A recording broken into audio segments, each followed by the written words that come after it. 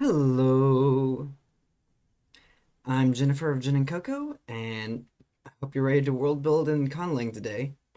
Because this was our second attempt this morning. We had some technical issues earlier, so now we'll actually be jumping in. I think everything should be resolved now. So we are going to jump into building the phonology for our language today. Woo! So let's jump right in.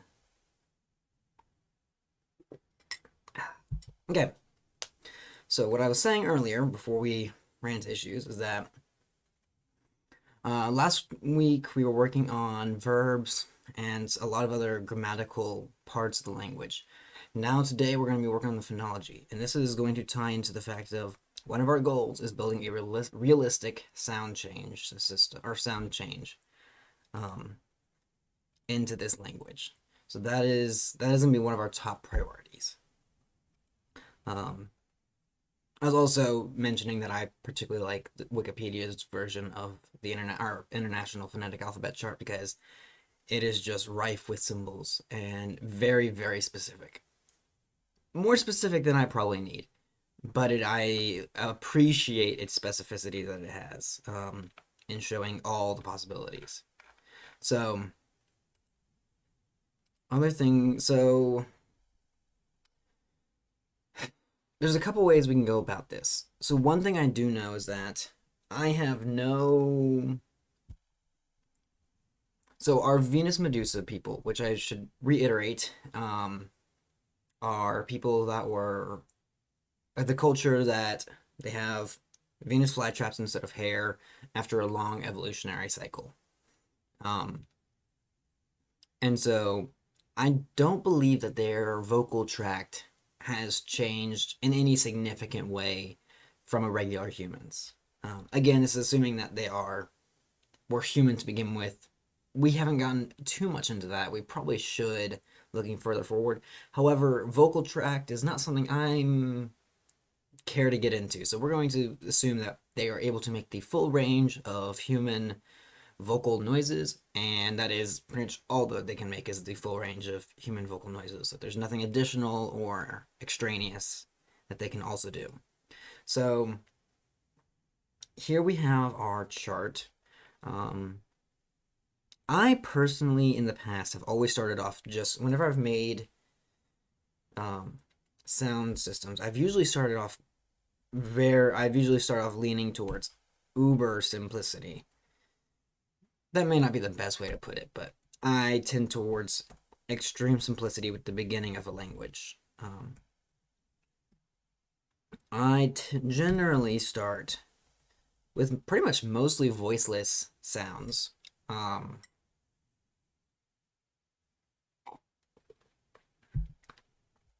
And let's see, we'll do we'll move these over so we can have a y. Actually, we'll move that down, like a r sound. I generally also like, we'll have it in I also generally start with one nasal, and I'll have assimilation cause our and our to appear. Let's see, what other, I feel like I'm missing another basic. No, I think we've got it. We have stops. We have stops and fricatives. We have nasals. We don't have an well, we do have an approximate. We have the approximate y. We have a lateral, we have our l sound, and we have our r sound. This is normally where I'll start when I'm considering how a language's phonology starts. This is my personal go. And I might also have the glottal stop. That just depends on my goals with the language.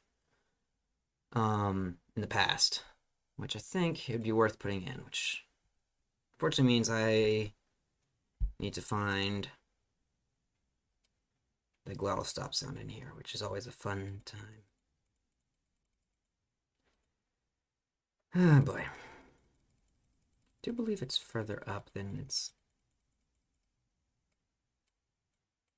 There we are.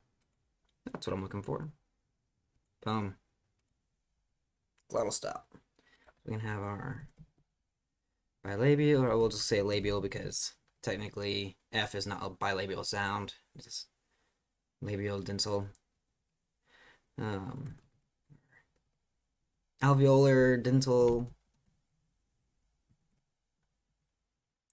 These are velar, if I recall correctly. I might be wrong on that. Let's double check. Yes, velar. I was right. And then our glottal sounds. Now we have our stops,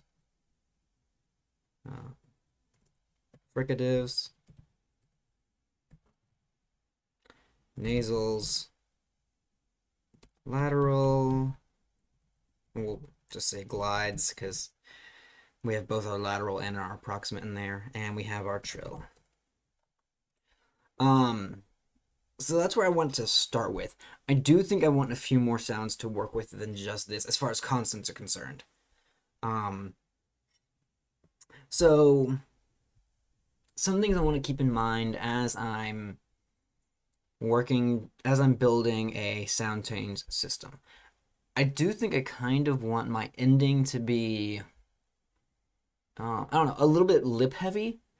I realize that, as I said, the vocal tract of these people have not changed from humans. However, let's face it, we have these Venus flytrap. Venus flytraps, they don't have a vocal tract themselves, so they're not gonna be speaking out of their hair. But they're all lip, as all lip. I mean, as far as a plant has lips. I kind of want to mimic that in the language for no other reason than for just my personal amusement. That said, that also brings me into an idea of vowels, which we'll go ahead and start making. We'll start off with simple front, back, high, mid, low distinction.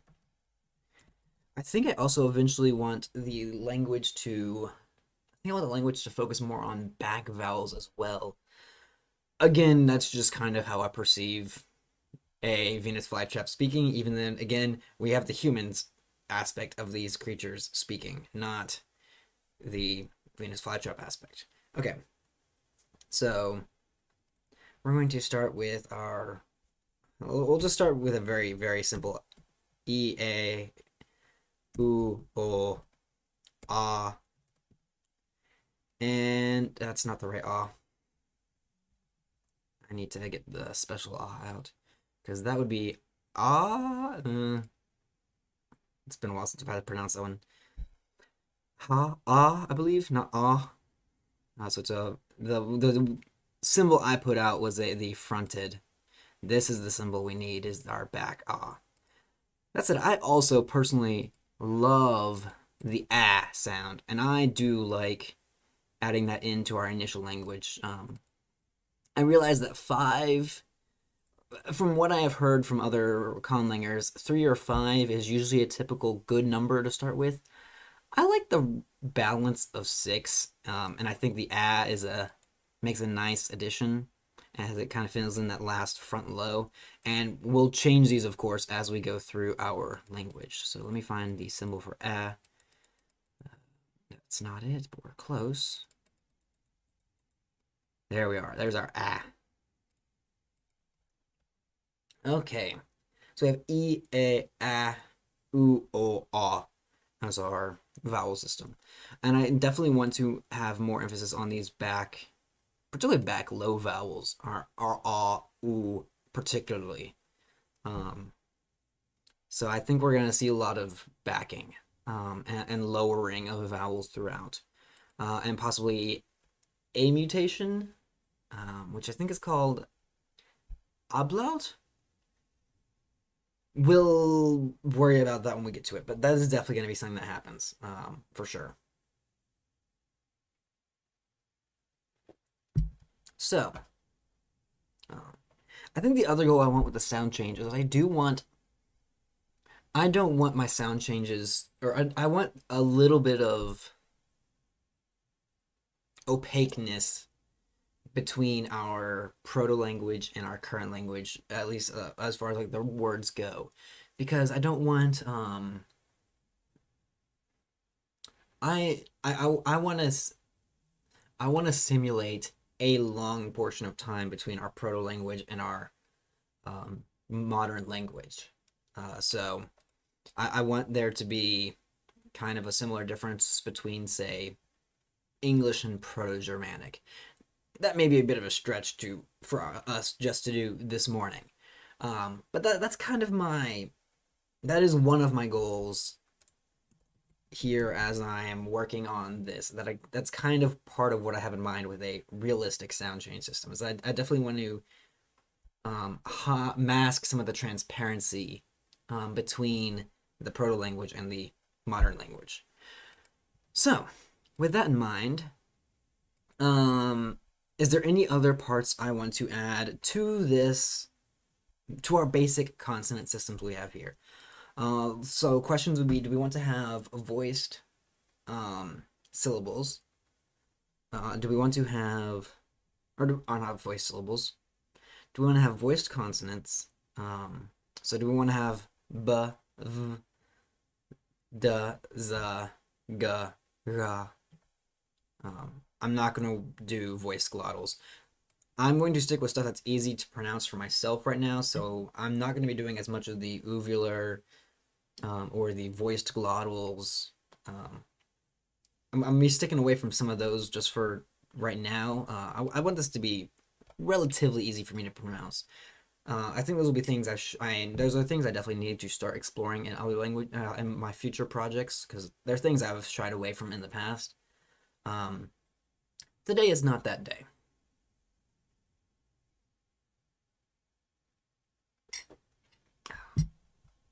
So, the other question is, do I have the approximant our alveolar approximant? Do I have our voiceless lateral fricative, the hl sound? I'm a huge fan of that one. I think it's a very cool sound. Do I have our r or our br? I like the br sound, the bilabial trill. However, anytime I've tried to use it in a language, it just quickly becomes just too unwieldy, in my opinion, and I don't know what to do with it. It's a very weird sound.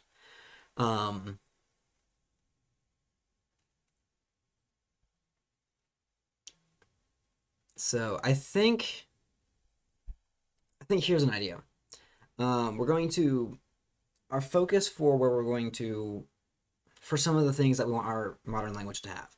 Let's just kind of come up with a modern language. I'll actually copy and paste this over for a moment. And we'll create a modern language one as well. That did not do what I wanted it to do. I think I actually hit Control B and not Control V. Okay, so we'll call this Proto and Modern. There we are.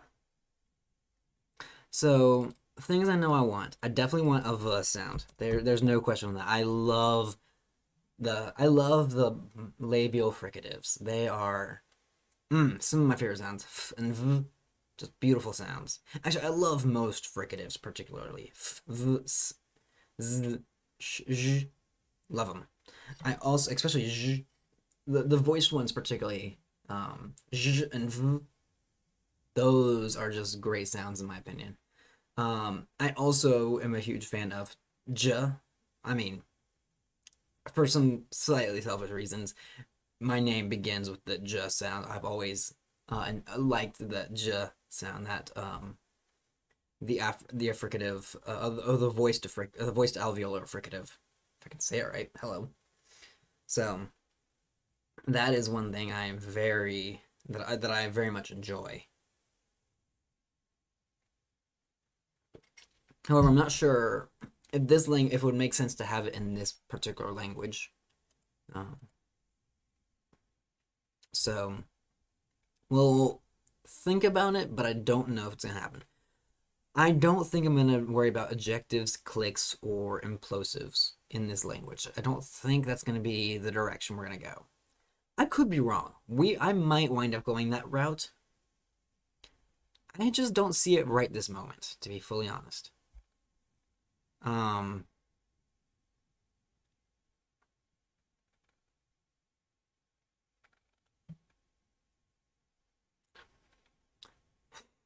Digga-digga-doo.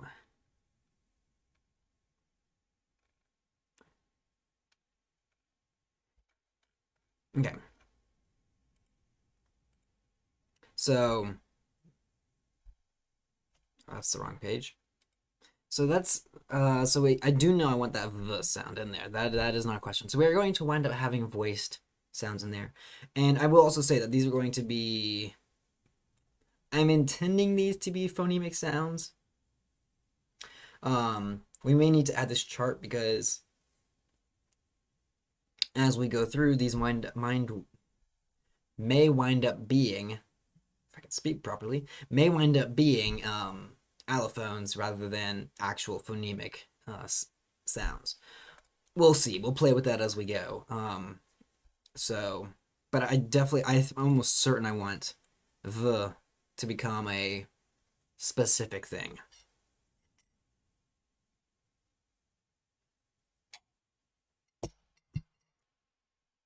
Um,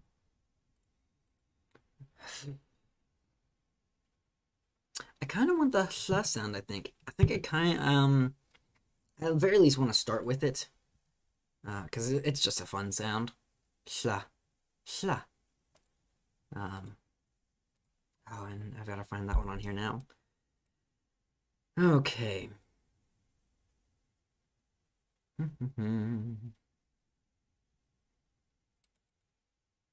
Do believe that that's what we're looking for. Ta-da!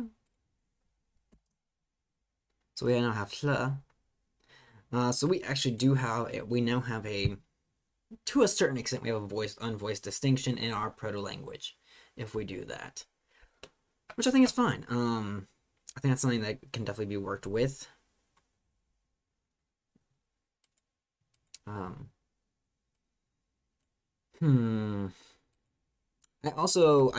think I want to take out make sure that I don't want the glottal stop in the final language. I think that's going to be something that we're going to use with the intention that it's going to be dropped, so it's going to create sound changes down the road.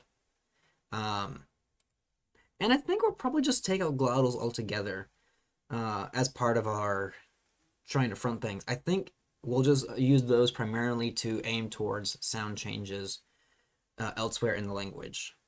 Particularly maybe doing some vowel shifts, particularly with the H sound. There are some options there, I think, as well as doing the glottal stop can definitely affect our consonants, particularly. It could even introduce adjectives as being one of our options. I'm not sure if I want to do that, but it is an option. We could also do, I believe, let me go back onto diacritics. I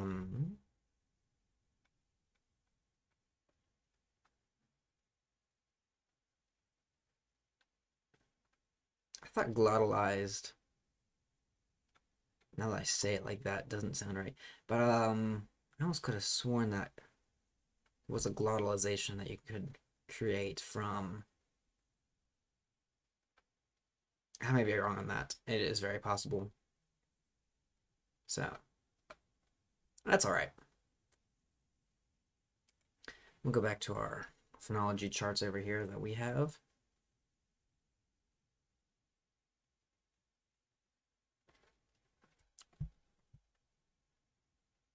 So I don't know what our final vowel system is going to look like besides darker. So things we know.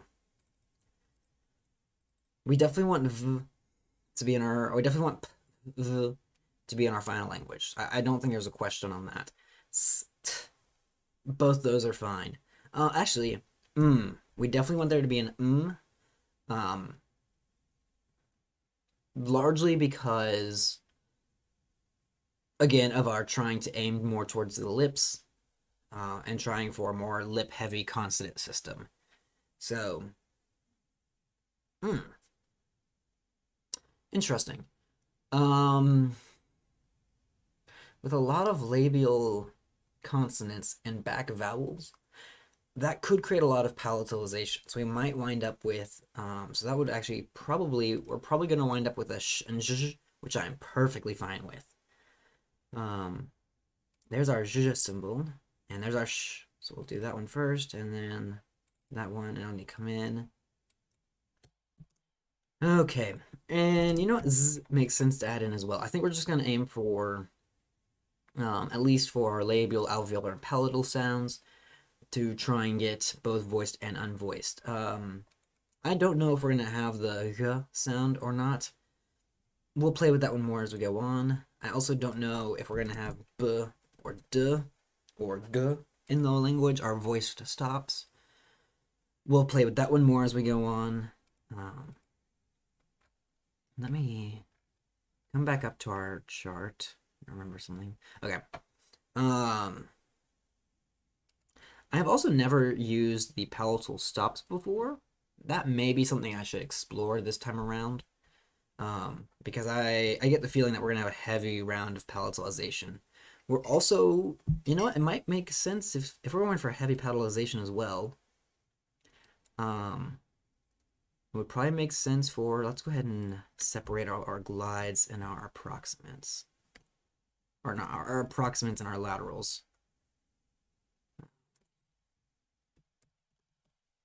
Approximate? Is it approximant or approximant? I was right with the first time with the end.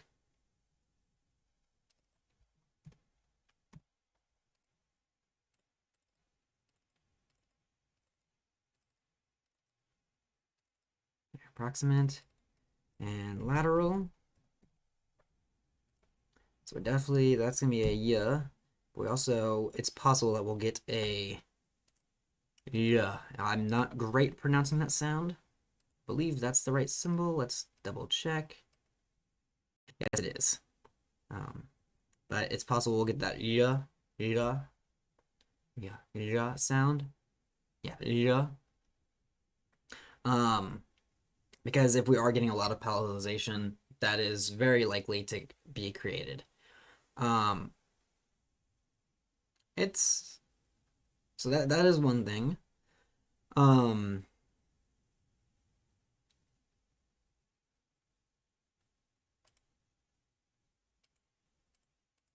I think this is a good start. So now we need to get into our actual phonotactics and sound changes.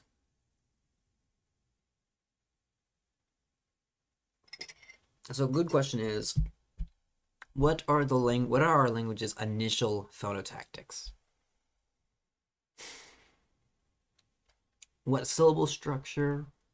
Actually, one thing I'm also curious about. This is something I personally like to check on the proto-language. Is just whenever you create a basic syllable structure, how many syllables of that structure are possible? Because I want to try and make sure that I can have a lot of unique words that are not too similar to each other. Because I don't want to have every iteration of F plus a vowel because my language is just CV. And so I'm limited on the number of monosyllable sounds I want. And that's my personal way of going about it. Whether that's right or wrong, I don't know. But it's what I've done in the past, and it's something that's kind of served me a little bit well with my past attempts at creating languages. So right now, if we go with it, let's just look at if we did a CV language, so consonant vowel, and let's just say that the consonant is optional right now, just for the sake of figuring out the basics. So we currently have in our proto-language 1, 2, 3, 4, 5, 6, 7, 8, 10, 11, 12. We have 13 consonants. So that's 14 options to start off with, because again, you can have null as your starting value for a syllable. So you would just have the vowel. And then you have 6 vowels. So that's 14 times 6. That's 84 monosyllables. That's a bit low, in my opinion, for language. Or at least for a language I want to be creating. I think I definitely want to have at least CV with some coda on the syllable.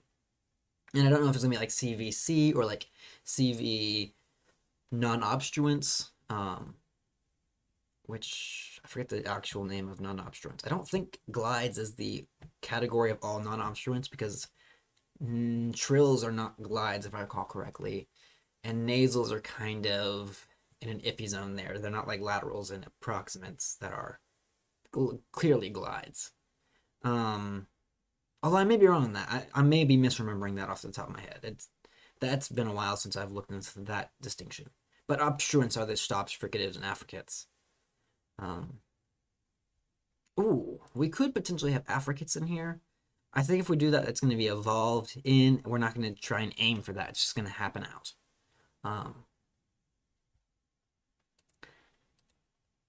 So, let's say that we have CV and then all non-obstruents as a, well, let's do nasals and glides as our final endings, or as our coda options.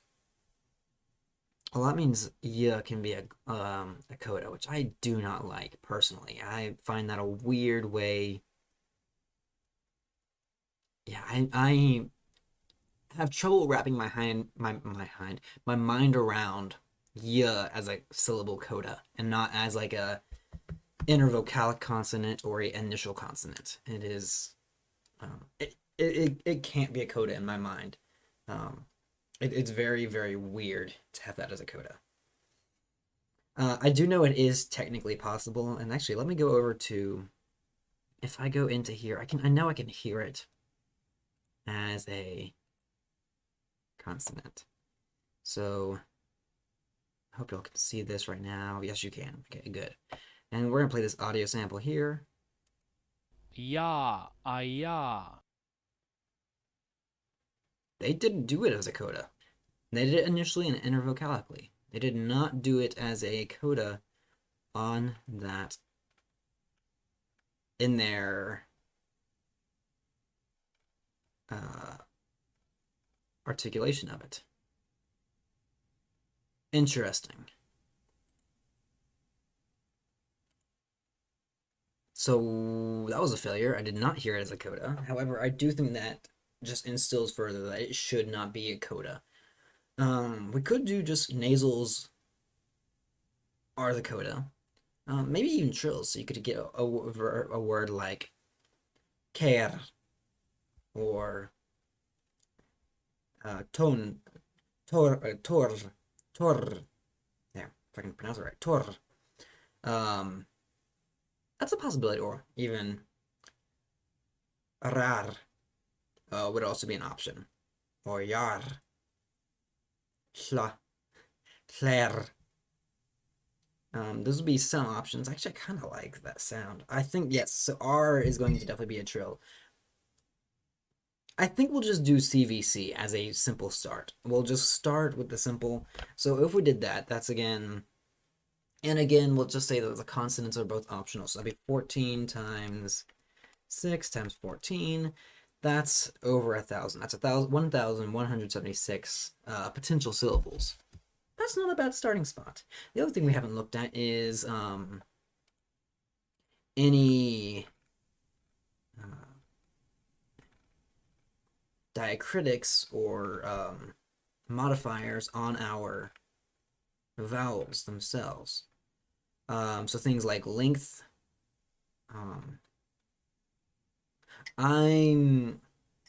Tone is not something I'm going to get into. That is a whole beast I have yet to wrap my head around how it works and how it evolves and all that.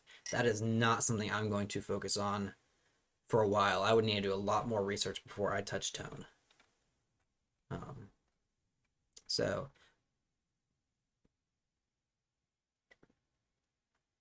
yeah. I also need to figure out how stress is going to work in this language, whether we're going to have lexical stress, let's see, it's lexical, regular, and phrasal, if I recall correctly. Every one I've done so far has had regular stress patterns, and I think I want to change that up. I don't know if I want to do lexical stress specifically, because that seems like a whole beast of its own. Phrasal stress could be interesting. It would also mean that when I go to do sound changes, stress won't necessarily get in the way of a sound change like it would when you have a regular stress pattern.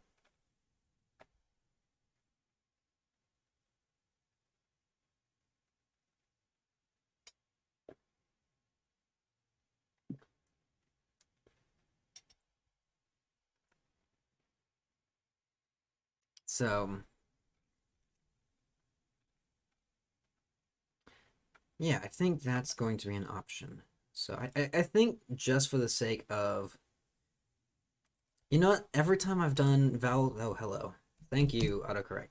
Every time I've done vowel systems before, I have always done just the basic vowels. I think this time I'm going to try my hand at starting off with lengthened vowels. It is something I am not used to doing. So now's a good time to try it.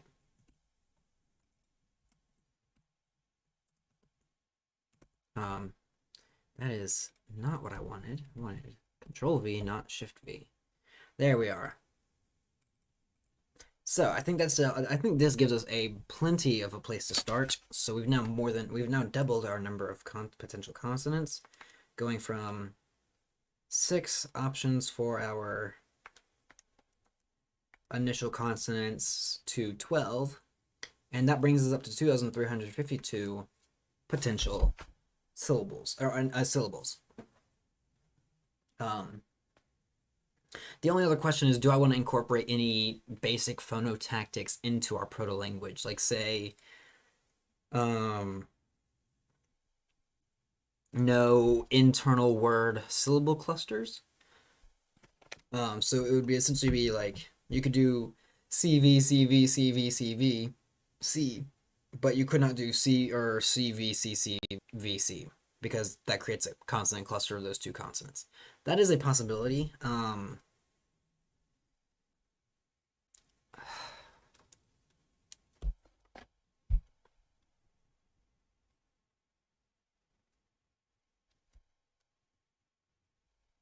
I think that's not a bad idea to start with. Um, I think it gives us some room to play around with things as well as to create. It gives us room to. I think it gives us some room. Actually, okay. So what I had in mind was that if you have a CV, then that means all these voiceless. Actually, I'm gonna not highlight these two for a moment. But all these voiceless stops and fricatives can easily become voiced because they're between their inner vocalic. However, on that same note, um,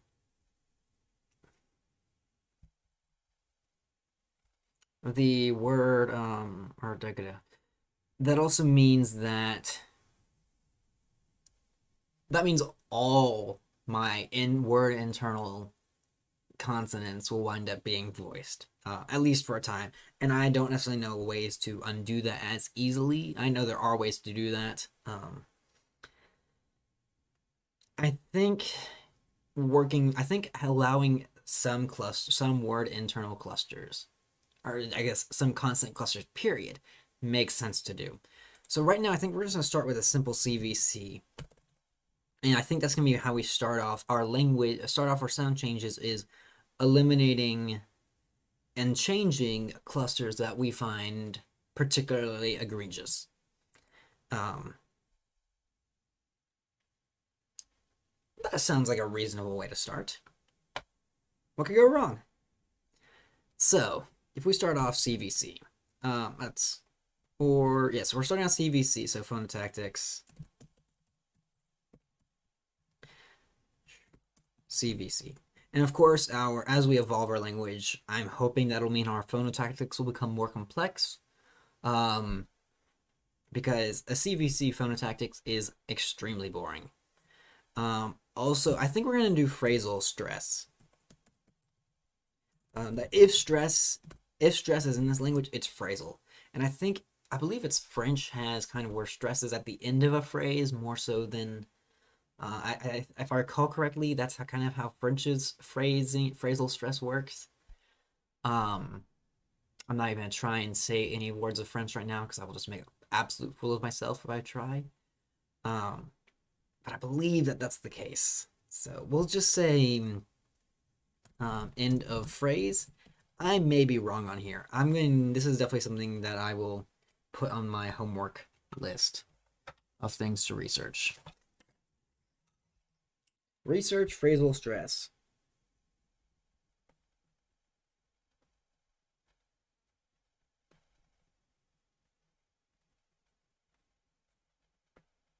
Boom. We'll put a big old question mark there to say maybe. I need to relook at that. Okay. So sound changes. Let's move these over a little bit more. Actually, we'll just move these columns over. Give us room to put our sound changes here in the center. So, I should probably also create some test words just to play around with. For right now, I'm not going to worry about romanization because why should I? Let's create that ller word or the ller because I just thought that sounded cool. I definitely want some. Let's do a. Let's do. Fos. Fosne. Fosname. And let's also do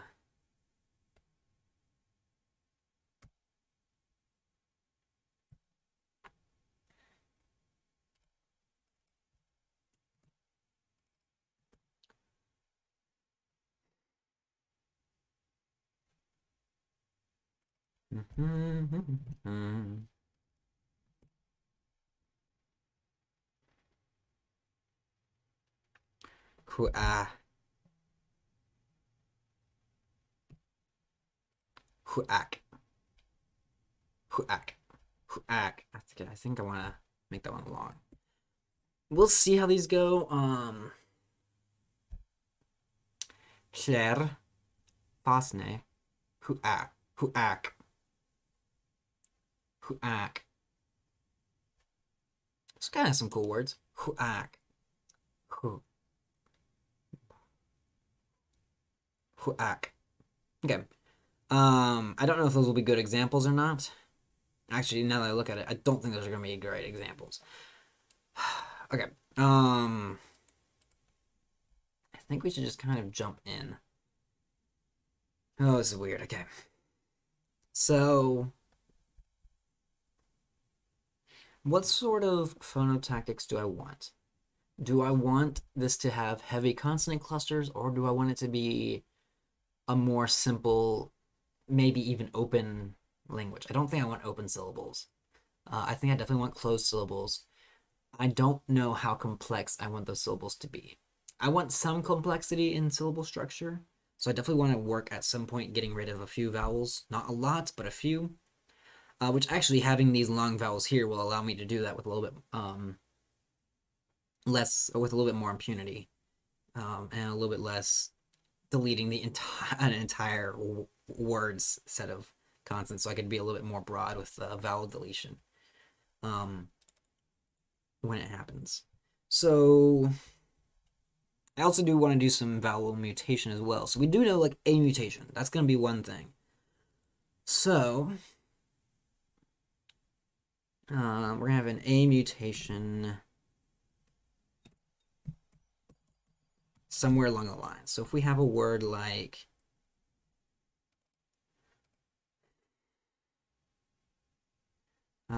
let's actually go with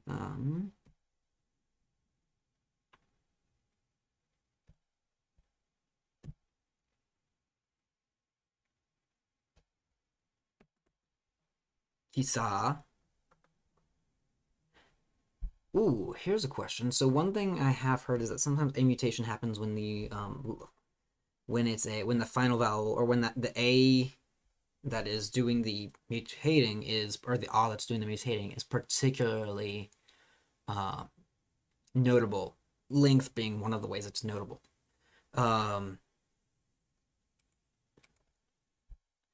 That's that. I think that's an idea of, yeah. We'll have, if a word ends in a long, or a long a will affect the vowels coming before it, particularly if that long a is at the end of a word. So yeah, but so let's see. We'll have. So what's the direction I want to have it happen? Do I want to have things lower and then back? Do I want to have things back and then lower? I think I want lower and then back. I think I want to get rid of the high first. So in this case, this would become kesa with a mutation. So from going from kisa to kesa.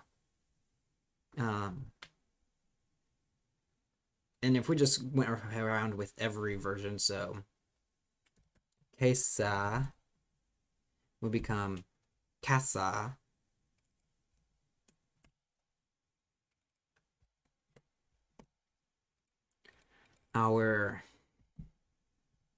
And we'll just go down the line. Kasa would become kasa.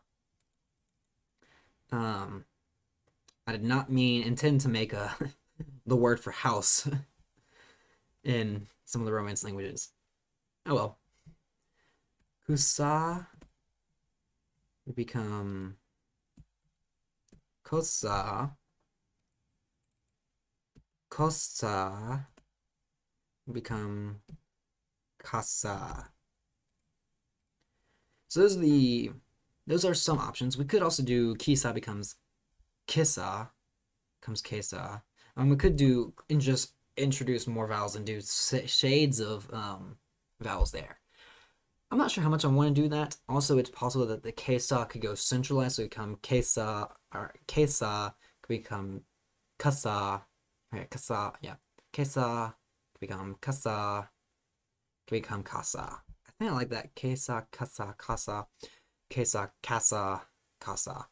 I think I like the going to the schwa there, actually. Having that centralization. Oh, finding schwa in here. That's gonna be. You would think that one would be an easy one to find, since it's used often in a lot of things. But it's been a moment. There we are. Schwa. Yeah. Kesa, kasa, kasa. Yeah, I kind of like that. So we introduced that centralized ka. We could also go to a centralized. Let's see. So it's we could go to the lowest the very bright open sound instead of ha. Yeah, we can go ha. So we can have in kasa. I'm not a huge fan of that distinction though. I think going from kasa to kasa is fine. And again, I did not do the lengthening there, but that's all right. This is just, I'm not focusing on my pronunciation right now. I'm focusing on I'm not focusing on the final pronunciation. I'm trying to focus on the vowel change. So it is what it is. Kisa, kesa, kasa, kusa, kosa become kesa, kasa, kasa, kosa, kasa. I like that. Okay. So a mutation. So dang it. E, A,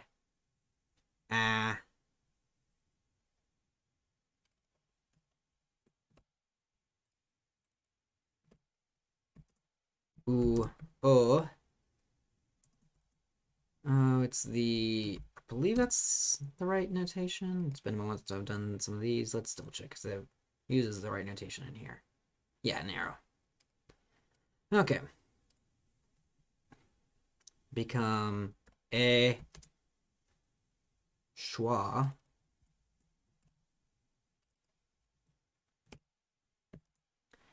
A ah ah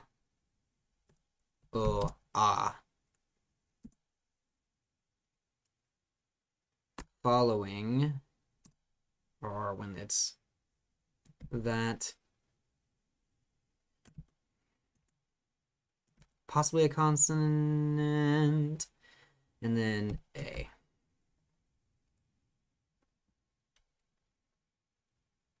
Here's a good question. If our consonants are optional, that means a word like, I'm accidentally creating a car brand, Kia, is possible, or even just yeah.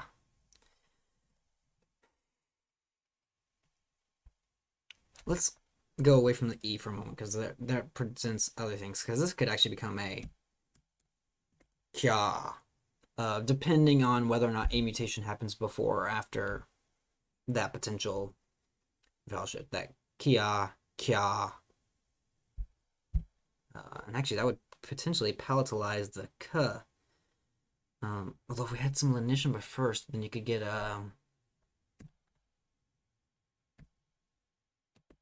Kia to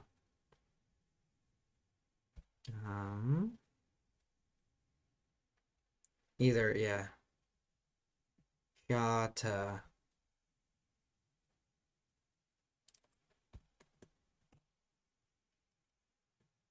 Sha. That is a very real possibility. Especially if that's in the middle of the word rather than at the beginning. Although that does have some potential at the beginning of words too. Although, oh yeah, I'd have to figure out what would cause, or why the k would become a at where initial. Um, but I do like that option.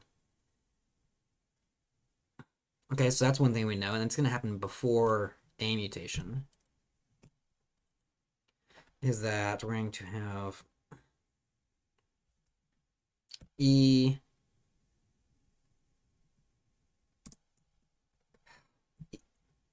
E becomes Y when immediately before a vowel. Actually, yeah, when immediately before a vowel.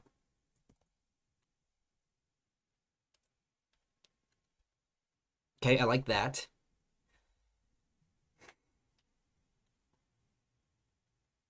That plays into our having our that plays into two things of getting rid of our high vowels and our palatalization that we were talking about earlier. So I do like that idea a lot. And if we can somehow make it work where it changes. Oh, the other thing though, we could also try. I could try and learn how to pronounce our palatal stops. So in this case, this would be the important one. Kya, kya, Kya, kya, kya, it's a ka, ka, kya, kya, ka, kya, kya, kya. kya, kya. I feel like I'm pronouncing it in the right spot. I'm not hearing much of a difference between k and k, ka and kya, besides the fact that I'm adding a y to the second one. Kya, kya, ka, ka, ka. Kya, kya. Oh, he's kind of adding kya, kya. It's not. He's kind of adding a little bit of that y sound in there, so I think that might be fine. Uh,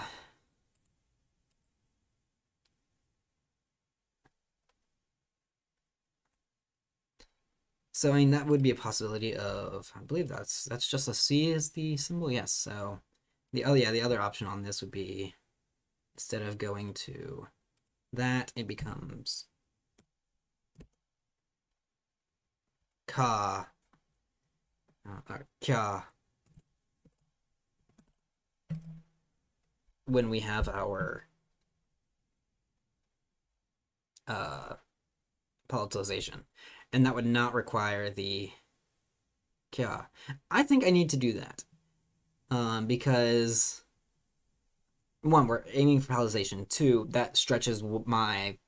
That means I'm learning how to pronounce and use a new sound that I don't often use. So yes, I do like that. We are definitely going to have a palatalization or a mass. We're going to have a couple of rounds of palatalization, I feel like. But one of them is going to be when a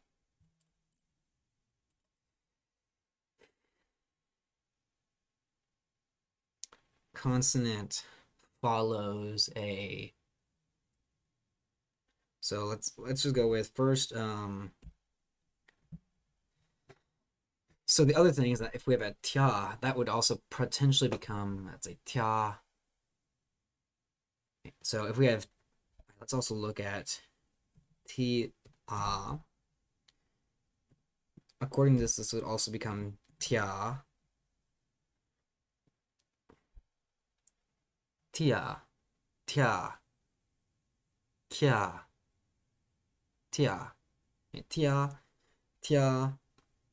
Tia. Tia. Tia. Kya. Kya. Kya.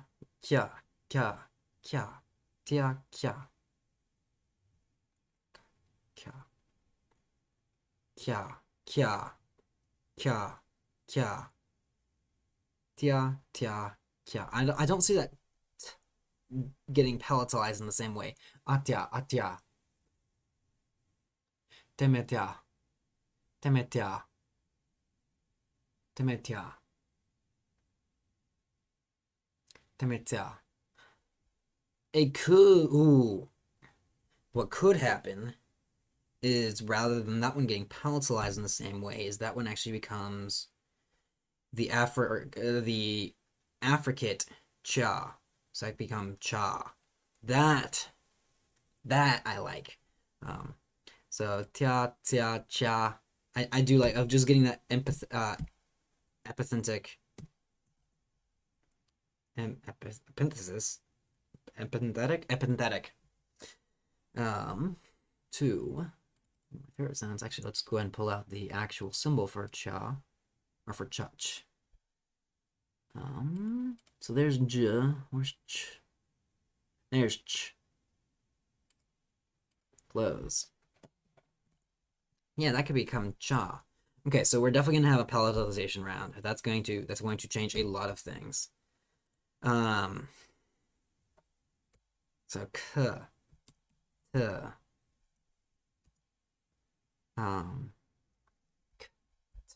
what happens if we have p?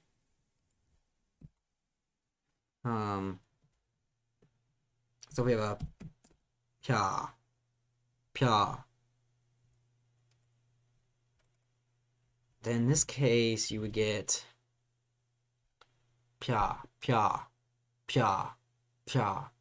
I think we're gonna have a similar thing, but it's just gonna create the fa, fa, fa.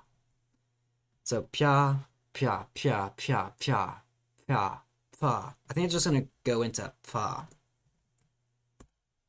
I think it's also gonna create affricates, which I kind of like that.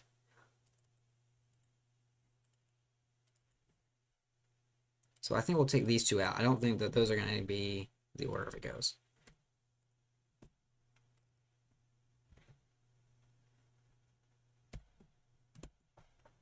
So these are going to be very short-lived version or very short-lived periods.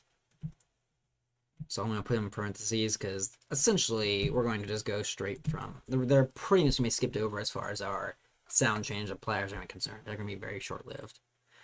So let's start with just the stops. A rule for just the stops. So k become k. Actually, let's do in order. K become ch. Let's get the actual symbol for this one. because there is a symbol there. Ch. And so ch and kya, or kya, kya.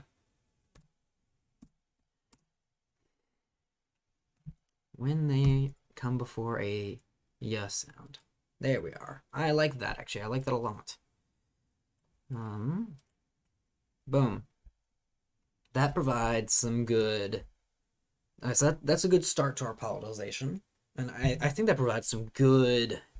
it's not going to create a transparent change. So if I had... Because all three of these two create affricates. Well, this one creates a whole different consonant, as it were.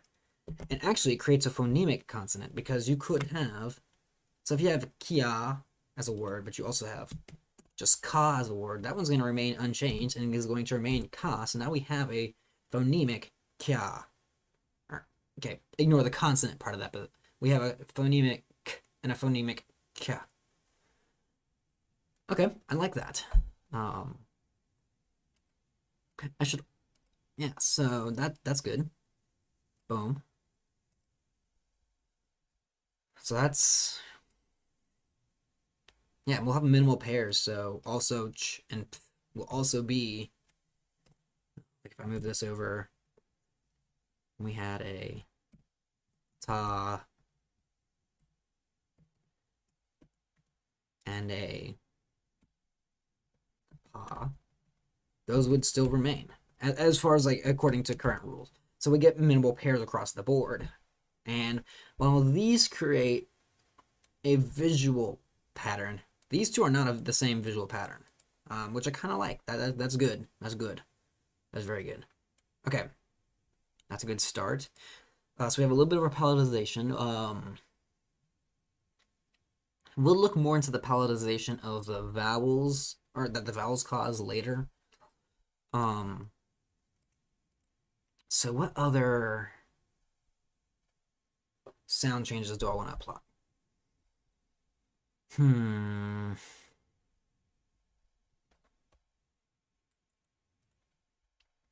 So we have a mutation, we have palatalization, we have our E becoming Y before a vowel.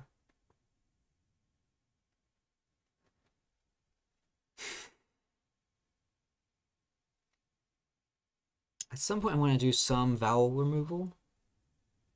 We could definitely do at the end of word or word final vowel loss, and or word final shortening of the long vowels and loss of the short vowels. So at some point we'll have that happen of word final. We'll just do WF for word final vowel loss. And that would be V and V long become... Oh, I need to get the null character out. Where is it? That's not it.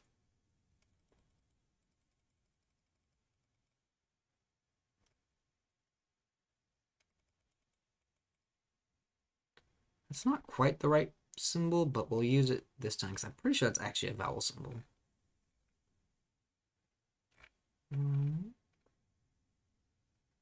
No, that's lowercase. Okay, so that is the symbol I want then.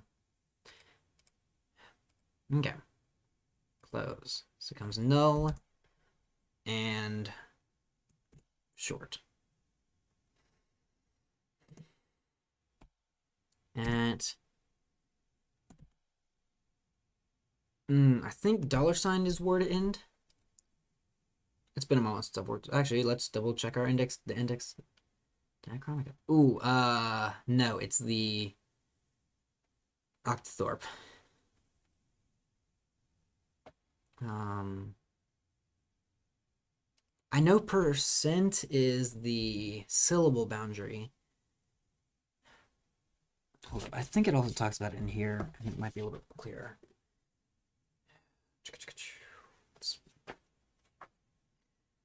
That's one of those things I forget.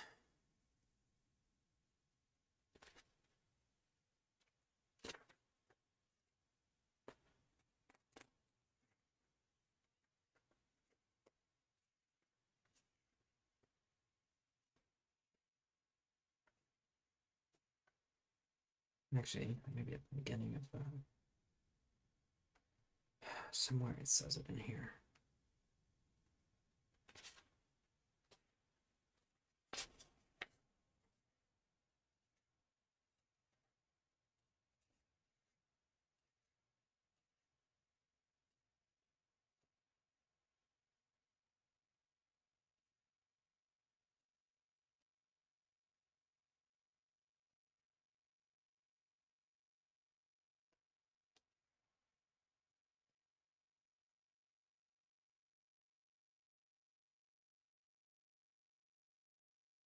Okay, so yes, the octothorpe is the symbol for word boundaries. Okay, so I don't remember what the dollar sign is off the top of my head. That may be phrase boundaries. I could be wrong on that. Um, I also remember that the percent sign is for syllable boundaries. So I don't remember. I know that that the dollar sign is used for word boundary or for some type of boundary. I just don't remember which ones off the top of my head. Okay, so now we have some word final vowel loss or shortening.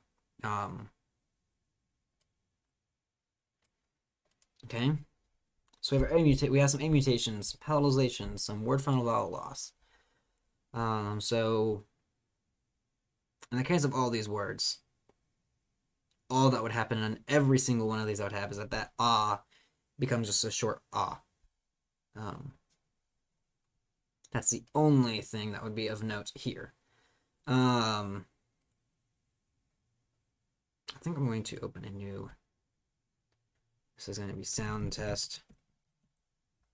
Wrong place to type that. Boom. And we're going to move these tests over there.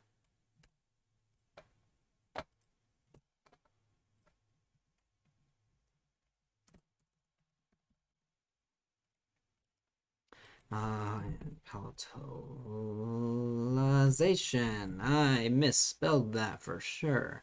Palatalization. I may not have misspelled that.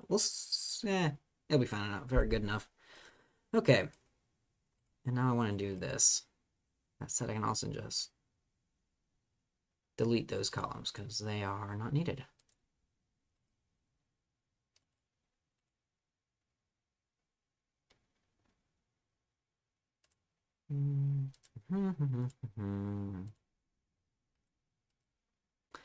And this is a rough-ish order. Some things like I know this is definitely gonna come before a mutation, that's for sure.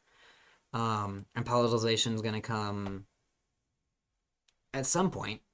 I don't know when word final loss will specifically happen. Like there's some of these things that have to besides after a mutation. That's gonna be something I'm gonna play around with more later on. Today I think I just want to come up with some basic sound changes. So we do need to have the introduction of some voiced consonants. I think we're just gonna stick with a basic intervocalic voice. We're gonna have an intervocalic voicing at some point.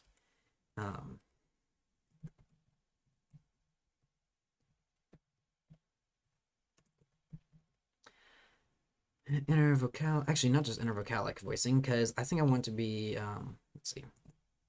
We'll just call this voicing right now, and we'll call this one.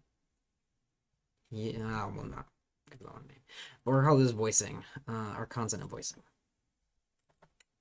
Obstruent voicing. Because what's going to happen is that consonants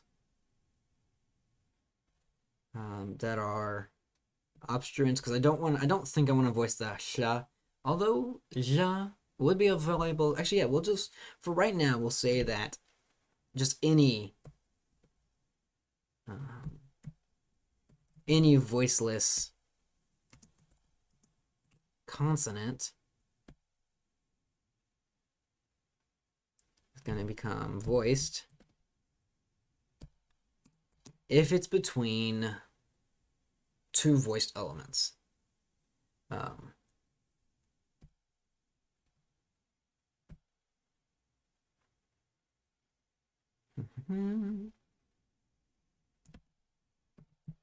Actually, we'll have two different ways that this could happen, and I think they're going to affect things slightly differently. So here's one, is that this is going to be our intervocalic. So actually, we'll have intervocalic voicing. So this is going to happen between vowel, boom, vowel. But we're also going to have a cluster voicing. And this is going to say, and this one's only going to affect obstruents. So if it's a plus obstruent minus if it's a voiceless obstruent, which at this point is all our obstruents. I'm also gonna say not glottal. So if it's an obstruent that's not glottal and not voiced, then it's going to become voice when it's next to a consonant. Now, before or after? So let's say we have the word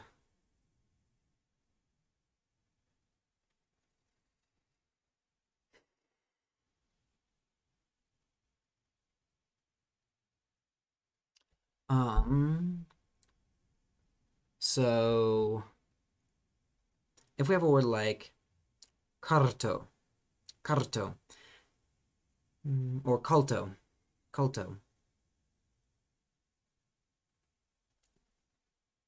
our stops may not be at, or hold up, let me think here. So our voiceless stops may be a little bit more, maybe this is just going to affect fricatives.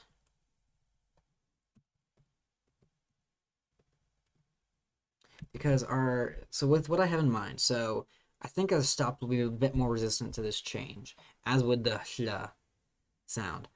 So if we have kinsa, if we have a word of kinsa, then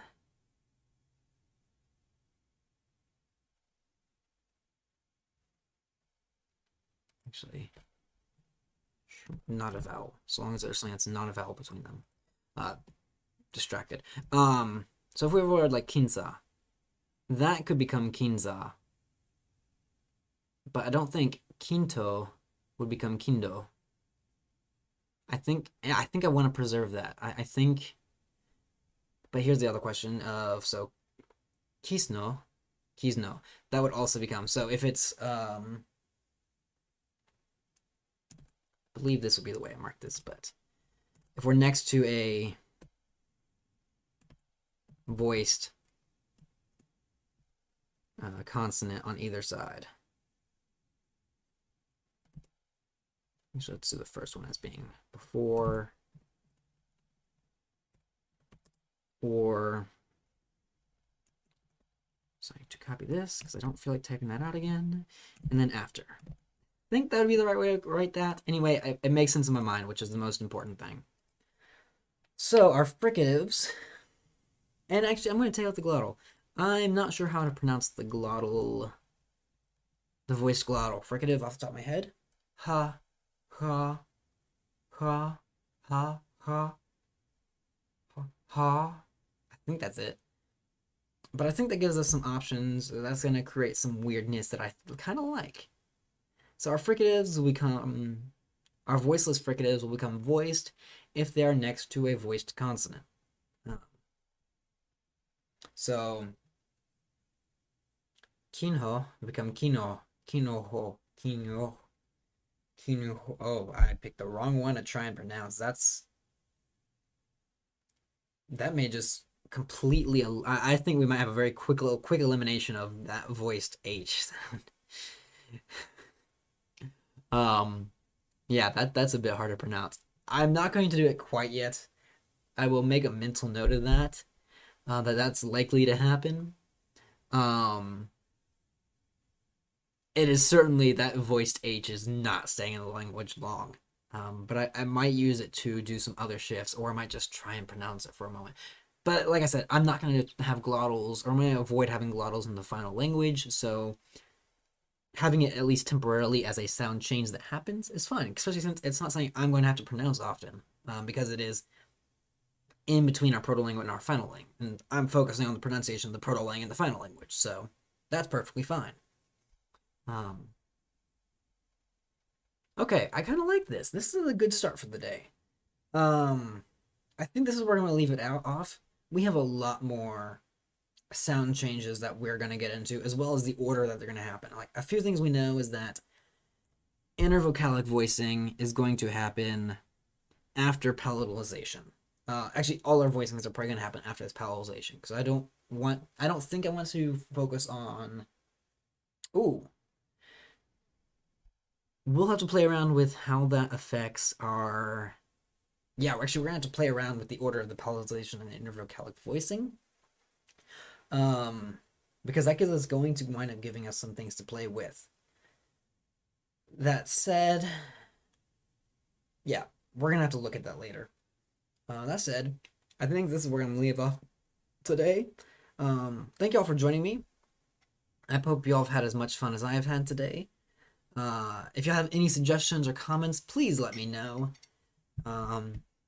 And thank you for joining. I hope that you have a good one. I think next week we're going to keep working on this sound change system that we're working on, keep looking at ideas and possibilities. We might look into something more ways to lose vowels and alter our vowels, as well as maybe some metathesis or other things like that.